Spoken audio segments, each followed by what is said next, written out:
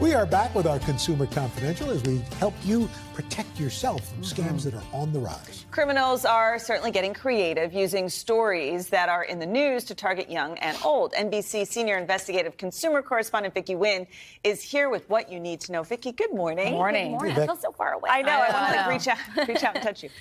So first things first. I feel like whenever something devastating happens, there are always those scammers who want to jump on board. I'm thinking of Hurricane Ian down in Florida. People need help, and people are also taking advantage of them. They are. What do you watch out for? When disaster strikes, the scammers come out. So the first scams were targeting us, donations, GoFundMes that weren't real. Now the Florida Attorney General is warning victims of Hurricane Ian, watch out for unscrupulous contractors who come and say, hey, I'm going to clear all this debris for you, or I can help you rebuild, but you got to get on the list fast. Otherwise, we're not going to be able to help you. And they want payment in full up front. So that is very, very dangerous. You need to be watching out for that. The other two things to be aware of: price gouging. People want to charge you a lot more than they would in normal times because they know people are desperate. There's also a scam where folks are going around offering to test your water, but it's all for a cost. Oh, my goodness. I hope there's a special place in hell for those people. Truly.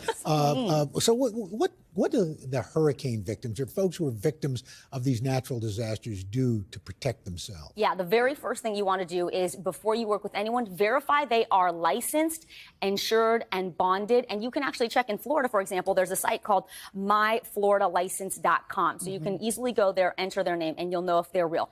Always run it through your insurance company if you have one. As we've learned, a lot of folks in Florida are not insured. Something you do not want to do is sign over the assignment of benefits. I didn't know this, but you can actually kind of streamline things if you give someone else access to your benefits. The problem is then they can make changes and accept the benefits on your behalf. So don't do that. Resist that urge. Okay. Always get multiple estimates and check reviews on places like Angie, Google, and Yelp to make sure this is a person who's been in business and has a good reputation. And finally, you want to write everything down and only pay as the work is completed, not a huge lump sum up front. Are there warranties sometimes with this? There are. It's very, very tricky because they know that they're in such high demand. But you can ask, what happens if this falls apart after a year or 5 years? And get it in writing if you can. If they're a reputable company, they may be willing to do that. How many places have you seen where you went into and the construction just stopped or something? Yes. Oh, yeah, and people get left with like a mess. Yes. It's a We'll real talk issue. later. Another hot topic: Social Security scams. I feel like we've been talking about this for decades, but they've gotten savvier. Absolutely. And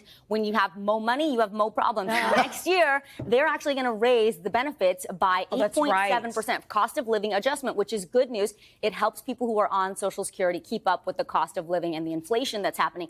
Average check is around $1,800. So that's a lot of money. Scammers want to get their hands on it. The first thing they're going to do is they're going to call you. They're going to try to say, hey, to qualify for these benefits, we just need a little information. We're going to need your Social Security number. We're going to need, your banking information.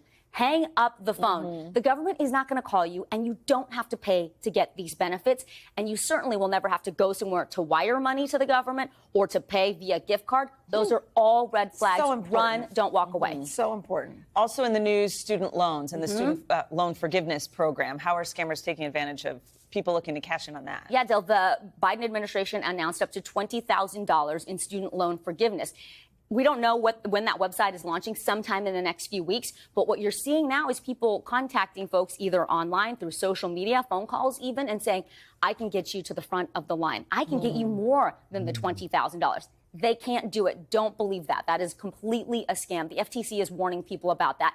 The other thing, the government will need your Social Security number at some point to give you this loan aid. They will never ask you for your federal student aid ID, that FSA ID and password. That is yours and yours alone. So never give your FSA ID or password to anyone.